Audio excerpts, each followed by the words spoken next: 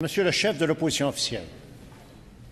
Monsieur le Président, je vais vous lire un extrait d'un témoignage parmi 85 qui ont été compilés dans un document, un appel au secours des enseignants du Québec.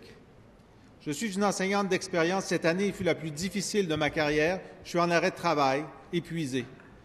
8 élèves sur 21 avaient besoin d'évaluations de toutes sortes, psychologiques, orthophoniques, intellectuelles, depuis septembre. Rien n'a bougé puisqu'ils sont sur des listes d'attente. Puisque ces élèves ne sont pas cotés, il ne peut pas y avoir de budget pour une technicienne. J'ai dû gérer seul, sans oublier mes 2 cas de troubles du comportement grave et mes 3 élèves allophones qui ne comprennent pas ce qui se passe en classe. Monsieur le ministre, Monsieur le Premier ministre, nous sommes épuisés. Notre système d'éducation est malade. Ce n'est pas un témoignage d'il y a 3 ans, quand le Premier ministre a commencé à couper en éducation. C'est un témoignage des semaines qui viennent de se dérouler. Il y en a 85. Ça, c'est le résultat de la décision du gouvernement de couper dans le ministère de l'Éducation en 2014, en 2015 et en 2016 et de faire en sorte d'épuiser les enseignants. Est-ce que le Premier ministre reconnaît aujourd'hui que c'était une grave erreur de faire payer ces compressions par les enfants du Québec? Monsieur le Premier ministre. Monsieur le Président, je commencerai à dire qu'il y a une seule formation politique ici qui a à son actif, ou plutôt à son passif, d'avoir diminué le budget du ministère de l'Éducation au cours de son passage au gouvernement. Et ce n'est pas notre formation politique, c'est l'opposition officielle. De la même façon que je l'ai souvent montré pour la santé et les services sociaux, les budgets ont cru de façon continuelle, plus lentement au début de notre mandat, parce qu'il fallait rétablir l'équilibre dont il connaît très bien la cause, le déséquilibre, bien sûr. Il connaît très bien cette histoire-là et ce qu'il a fallu faire pour s'en sortir.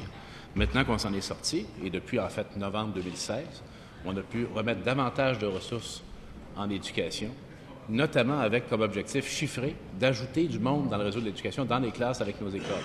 On en est déjà au-delà de l'objectif qui était prévu à ce stade. On est rendu à plus de 1600 personnes. Et sur l'ensemble des prochaines années, incluant l'enseignement supérieur, on parle du recrutement de plus de 10 000 personnes. Maintenant, notre ministre de l'Éducation est en contact régulier avec les enseignants, enseignantes sur le terrain pour échanger avec eux, avec elles, des meilleures façons de valoriser davantage la profession. On est exactement là où il faut être. Et plutôt que de nous dire qu'on a coupé ce qui n'est pas exact, il devrait dire qu'on a généré les marges de manœuvre qui nous permet maintenant, s'il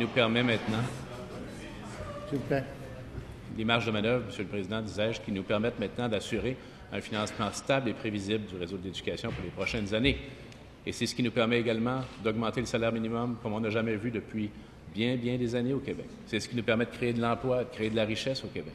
C'est ça qui est le bénéfice collectif que la discipline budgétaire dont on a fait preuve permet maintenant de répandre au Québec, incluant pour les enseignants, les enseignantes et nos élèves dans les écoles.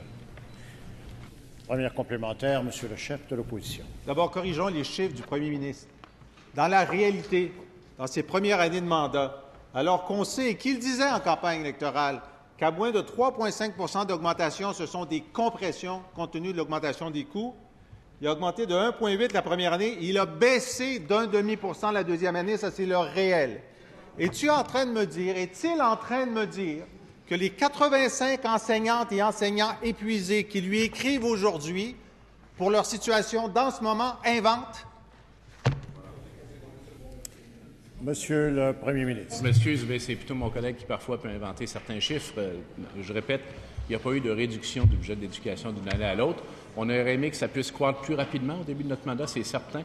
D'ailleurs, on avait prévu 3,5 d'augmentation, ce qu'on a fini par atteindre, mais il y avait une grosse éponge à passer sur 7 milliards de dollars déposés sans crédit, laissés dans les couloirs du gouvernement, Monsieur le Président. Alors, je pense qu'il faut rappeler ça. Alors, il faut, bien sûr, en même temps qu'on augmente le nombre d'enseignants et d'enseignantes dans le réseau de l'éducation, travailler à valoriser davantage leur profession. Ça passe par les conditions de travail, ça passe par les conditions salariales, effectivement, ça passe par l'aide dont ils et elles ont besoin pour s'occuper des enfants qui ont des besoins plus particuliers. D'ailleurs, je me souviens que mon collègue, le ministre de l'Éducation, a mentionné qu'il allait débuter la prise en charge le plus rapidement possible. Deuxième complémentaire, Monsieur le chef de l'opposition. Le Premier ministre était en exercice lorsque des centaines d'orthophonistes, de psychoéducateurs, de techniciennes en éducation spécialisée, des centaines de personnels de soutien ont été mis à la porte par son gouvernement en 2014, 2015 et 2016. C'est la réalité. Il peut nier cette réalité, c'est la réalité. Les commissions scolaires étaient là pour le dire. Les enseignants sont là pour le dire.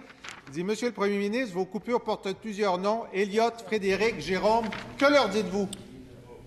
Monsieur le Premier ministre. Non, les gens qui ont sorti les personnes des services publics sont en face de nous. C'est pas ici que ça s'est produit. Autant en santé qu'en éducation, on s'en souvient tous très bien. Alors, tourner la table, il faut faire attention quand on s'y met, ça peut avoir des conséquences inattendues. On a encore une fois réduit le rythme d'augmentation des dépenses en éducation, le temps de rétablir l'équilibre le manque d'équilibre que nous avaient légué nos prédécesseurs. On a réussi à le faire avec beaucoup de détermination.